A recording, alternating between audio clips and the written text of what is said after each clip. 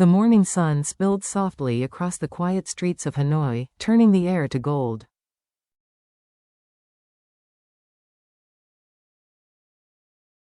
It was Vietnamese Women's Day, a day of flowers, laughter, and love.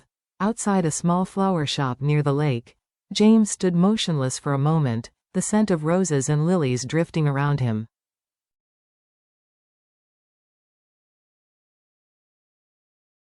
His eyes lingered on the rows of bouquets, bright splashes of pink, white, and crimson.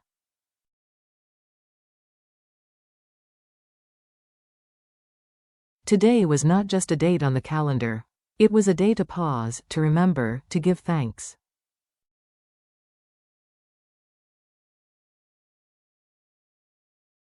For months, James had been consumed by work, endless meetings, late nights, rebuilding his company from the ground up.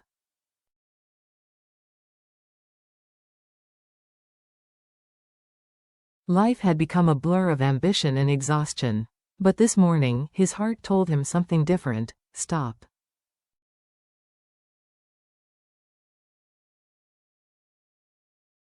Remember those who carried you when you were too tired to walk, your mother and Diep, the woman who had quietly breathed life back into your weary soul.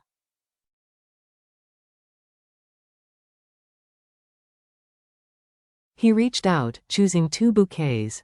The first, a bundle of soft pink roses wrapped in white lace, was for his mother, a symbol of her quiet, unwavering love.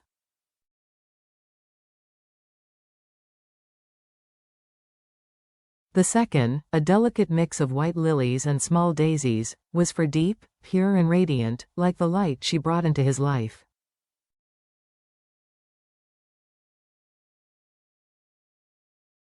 As he paid, the shopkeeper tied the ribbons and asked with a smile, 2 bouquets, right?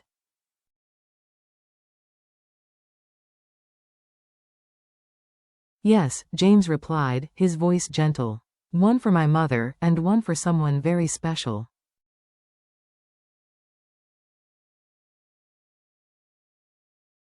Outside, the breeze brushed his cheek as Hanoi slowly came alive. Children clutched tiny flowers for their teachers, young men hid roses behind their backs.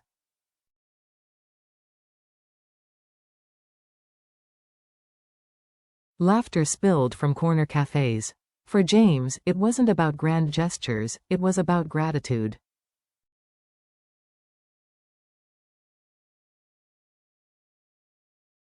The first stop, a mother's garden. His mother's garden gate was ajar, just as it had always been.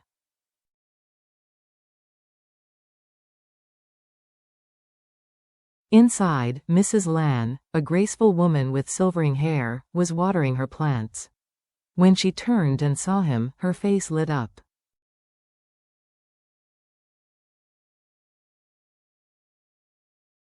James, you came early today, she said, her surprise softening into joy. Happy Women's Day, Mom, he replied, handing her the roses.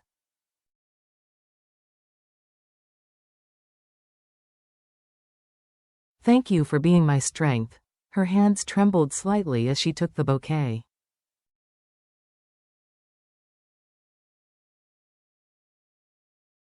You never forget, do you? She whispered. I never could, he answered. They stood there, surrounded by the perfume of blossoms and the hum of the morning.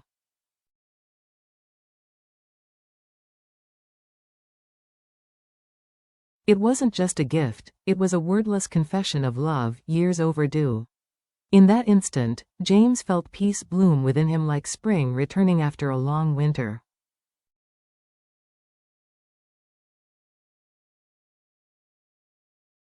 The second stop, where lilies bloom. His next destination was the small white house at the end of a tree-lined lane.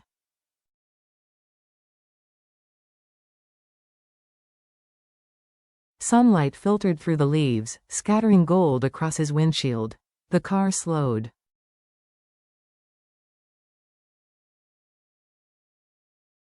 He took the bouquet of lilies and daisies from the passenger seat and stepped into Diep's garden, where bougainvillea spilled over the fence in a cascade of pink petals.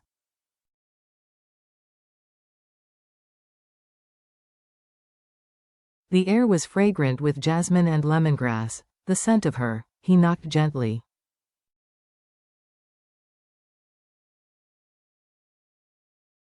Footsteps approached. "Who is it?" "It's me," he said, smiling. The door creaked open, and there she was, Diep, in a simple white dress, her hair loosely tied, her eyes wide with surprise.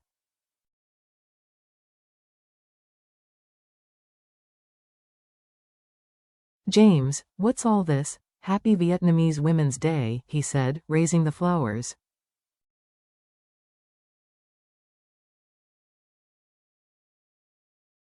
"These are for you, for a heartbeat." She said nothing. Then her lips curved into that quiet smile that always disarmed him.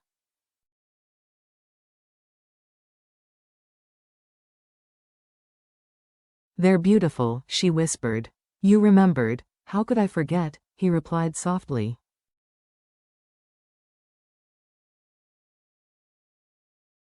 "You've taken care of me more than anyone. You deserve every flower in this world."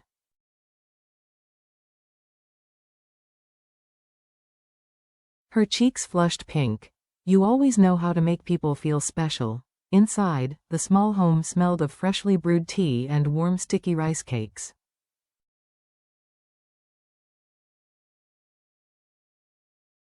The table was set for one, sunlight spilling across it. "Were you expecting someone?" James teased.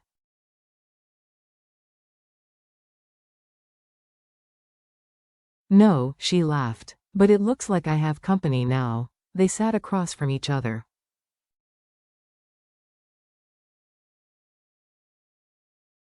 Between them lay the bouquet, glowing in the morning light. Words felt unnecessary, their silence spoke louder.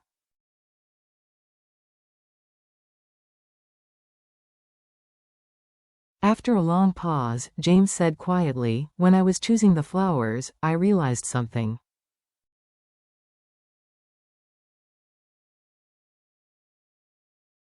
Lilies remind me of you, pure, elegant, strong. You always bloom, no matter how harsh the storm."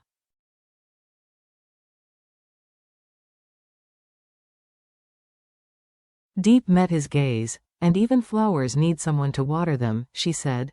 He reached across the table, taking her hand.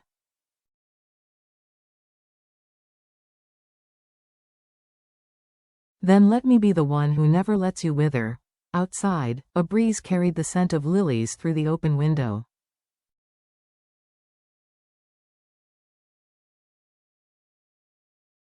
The world seemed to sigh with them. An afternoon of grace. Later that day, James drove Diep to his mother's home.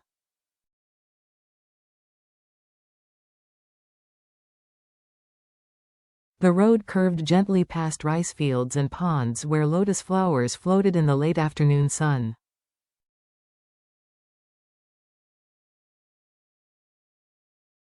Diep sat quietly beside him, holding the lilies as if they were something sacred.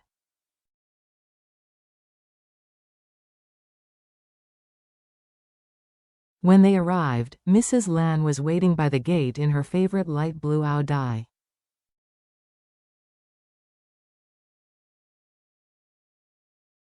"James, you're finally here," she said warmly, her eyes turning toward Diep.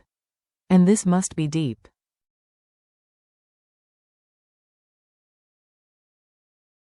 "I've heard so much about you." "Happy Women's Day, Auntie," Diep said softly. "It's an honor to meet you."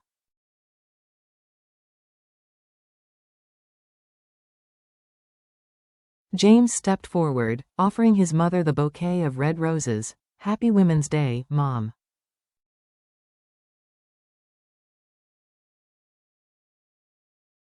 "You're the strongest woman I know, and the reason I am who I am today." Mrs. Lan's eyes shimmered.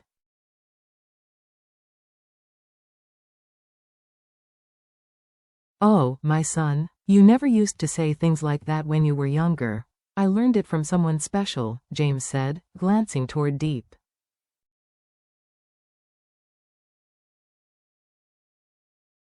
Inside, the aroma of simmering soup filled the air. The table was set with braised fish, stir-fried vegetables, and gun kua, his childhood favorite.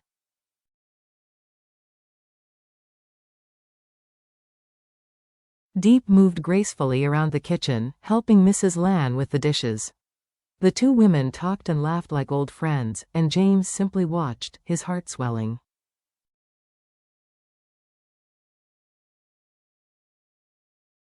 When they sat down to eat, candlelight flickered between them. James looked from his mother to Diep. The two women who had shaped him, one through sacrifice, the other through love, and realized that this was everything he had ever wanted.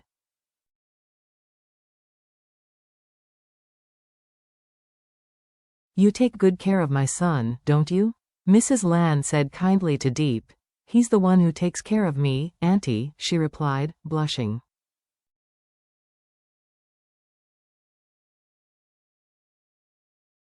"We take care of each other, Mom," James added with a smile. "That's what love means."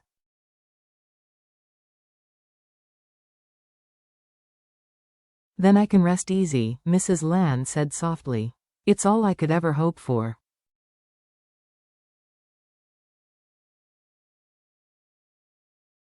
Raising his glass of tea, James said, "To the women who make my life beautiful, to you, Mom, and to you, Diep."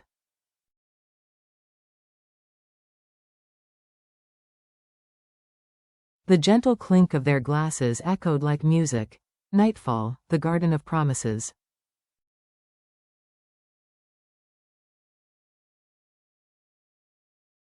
After dinner, they stepped into the small garden behind the house.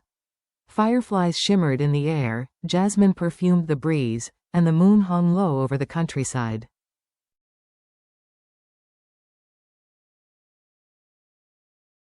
Mrs. Lan sat on the old wooden bench, looking peaceful. Diep brought her a cup of tea and knelt slightly.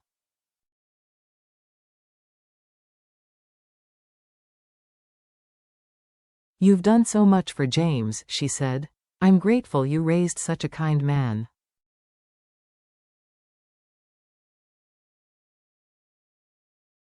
Mrs. Lan smiled, placing her wrinkled hand over Diep's.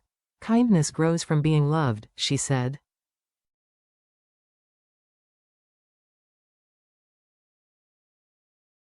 "I see the way he looks at you, gentle, protective. You've given him something I no longer could, peace."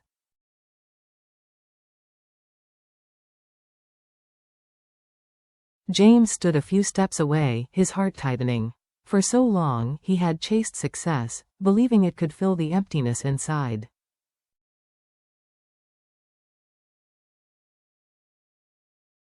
But in this quiet garden, with these two women, he finally understood what mattered.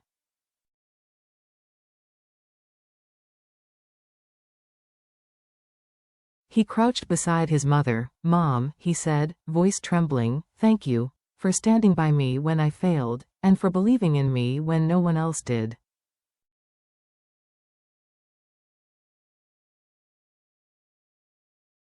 Her eyes glistened. "I only ever wanted one thing, James," she said. "That you find happiness, not in money or fame, but in love."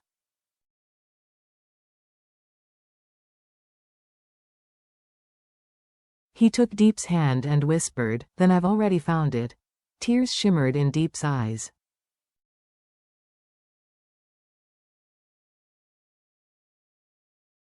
She said nothing, only squeezed his hand.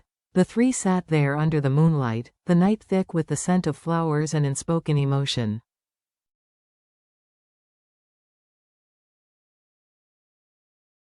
"Mom," James said finally, "I promise I'll protect her for the rest of my life, and make sure you never have to worry again."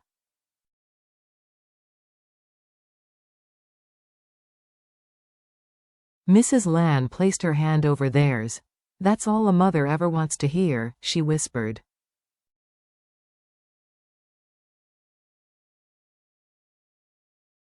For the first time in years, James felt whole. The stars glimmered above them like witnesses to their promise.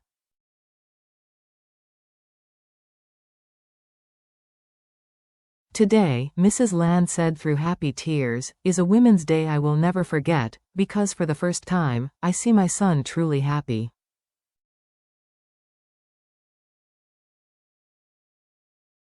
James looked at the two women, his mother, his love, and thought, "This is home.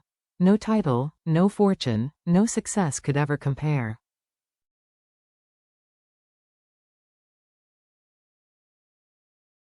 Epilogue. The language of flowers.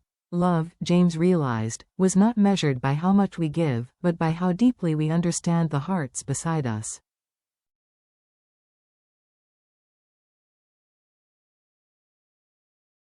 His mother embodied strength, steady, patient, forgiving. Deep embodied tenderness, the quiet courage that heals.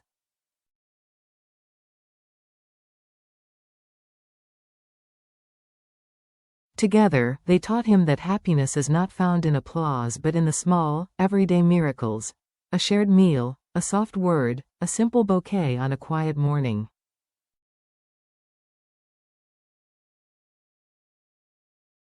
The flowers he gave that day were not mere gifts, they were promises. Tokens of gratitude for love freely given, silently endured, and endlessly returned.